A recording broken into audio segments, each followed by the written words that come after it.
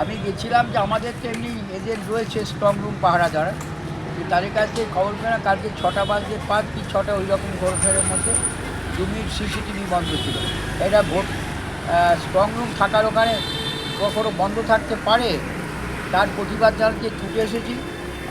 আরোকে বললাম রিটার্নিং অফিসারকে যে এটা কী করলেন আপনারা, মেশিনারি এরকম থাকবে যে 2 মিনিট বন্ধ, ডাকাতি চুরি ডাকাতি করে 2 মিনিট দিতে হয়, তাকে আধ ঘন্টা ধরে ডাকাতি হওয়ার কারণে গুরুত্বপূর্ণ জিনিস সোলার অলঙ্কার খুলে দিয়ে গিয়ে সে তো নিয়ে যায়, কিন্তু চুরি করার জন্য করেছে মনে হয়, ডাকাতি করার জন্য স্ট্রং রুম।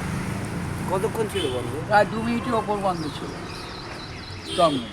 তার প্রতিবাদ জানানো আপনাদের সামনে, শুধু তাই নয়, এবং আজ থেকে আমি নিজেও থাকবো, তার কারণ একবার কখন হবে এটা হতে পারে, এবং তার রীতিম অভিযোগ আমি দায়ের করেছি।